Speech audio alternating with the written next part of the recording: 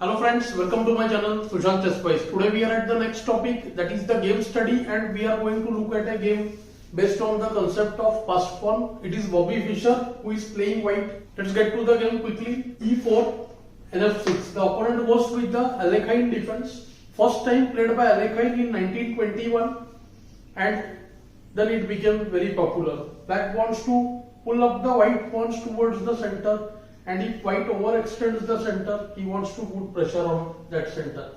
E5, knight d5, white goes d4, black goes d6. White went c4, driving the knight away, knight b6. And Fischer here makes a normal plan of developing the pieces, not pushing his pawns any further. First he takes d6, c takes d6, so that black cannot get d5, and now he starts developing normally, just using his center pawns to block the black knights and just continue with his development. G6.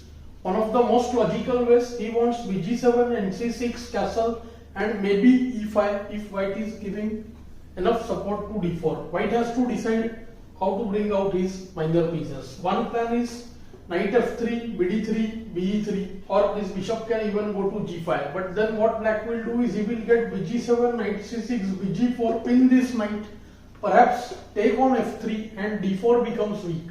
And sometimes he can give up this bishop for knight, and after e5 plant this knight on d4.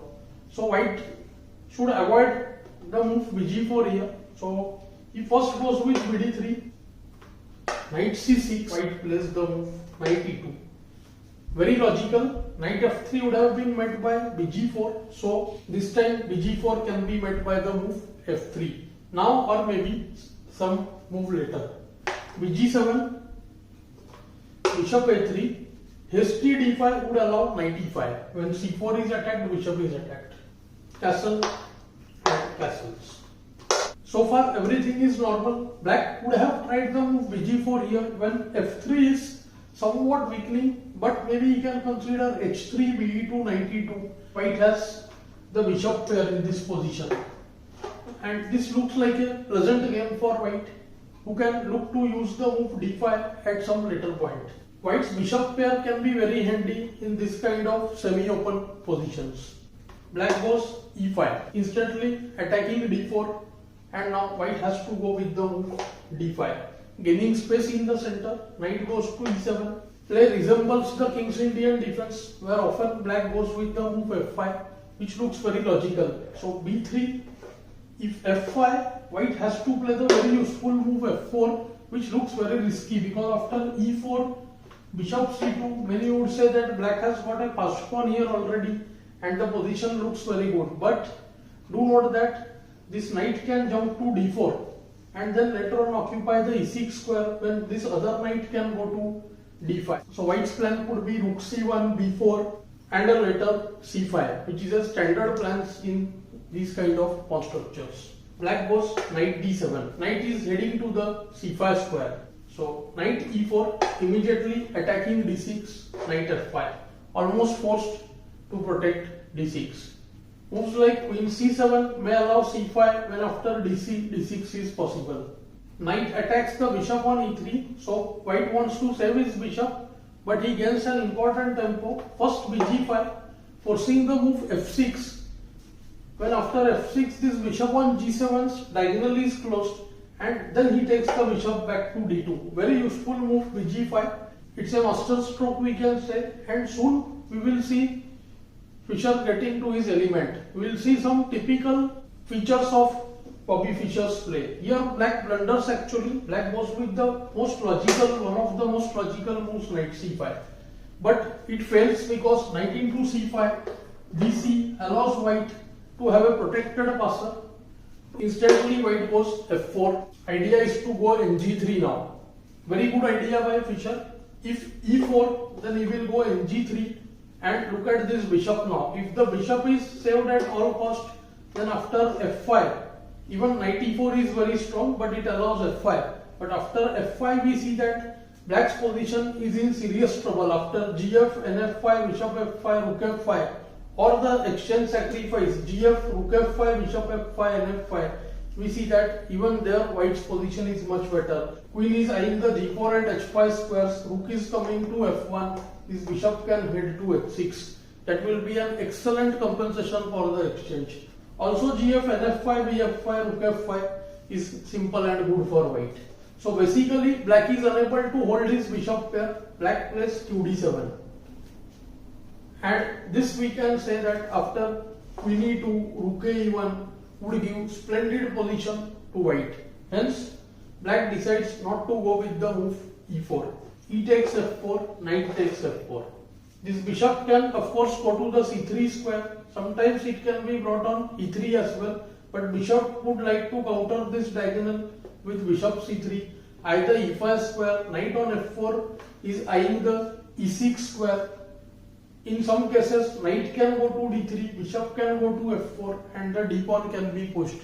That is another interesting plan for white. So white has various set of ideas here and the position we can make out is definitely very good. See, bishop pair is effective when both bishops are active. Here one of the bishop is constantly, we can say, sort of stuck. Right now the g7 bishop is suffering. Queen d6, improving the queen position. White has the very strong knight h5. Fischer never misses such opportunities. When he had given the bishop for knight, he must have had this thing in mind that this bishop on f5 is not running away. Here also gh rook f5 is very bad. It will make the position sort of gone down for black soon. h5 would be weak and it would be lost. And now we make out that either ng7 has to be allowed or else the bishop on f5 has to be moved. The move bh8, very logical one, to keep the bishop pair would allow bishop f4. First driving the queen away. Here I also like the move rook f5, g takes f5, bishop f4. This according to me is very strong. Exchange is sacrificed, but look at this h8 bishop. Permanently trapped, we would say. Queen will simply come to d3, rook comes to f1 or d1, white just pushes the d pawn. Splendid play for the exchange and we can see that the h8 bishop is dead. So practically speaking, it is like a two pieces versus rook situation here. Such a sacrifice, I think, for masters is an easy thing to spot. Black plays RAE8. White now improves his play on the dark squares. So he takes knight g7, king takes g7, bishop f4, queen d7, qd2.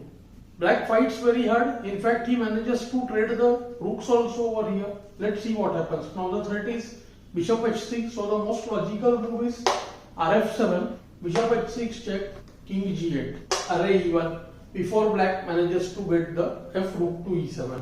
So this will allow in many cases to keep one of the rooks for white. Otherwise both rooks will get traded. So rook takes e7, queen takes e7. Normally the positions with opposite colored bishops are considered dull by beginners. But whenever there are opposite colored bishops, do note that positions with passed pawns are always favorable because the defending bishop gets stuck. Also positions with kingside attack, they are also very difficult to defend because the attacking bishop is like an extra piece. It is controlling totally on the other color to that of the defending bishop. So here white can look for both these cases. Queen e7 perhaps tried to stop the move re1 totally. White goes h3. White wants to put pressure on this f6 pawn, which is soon lost. We can make out these black pawns are very weak. So queen f2 and g4 is on the cards. When either f6 or c5, something will be lost. c5 is still protected, but f6 is very weak. Black tries to stop the move g4.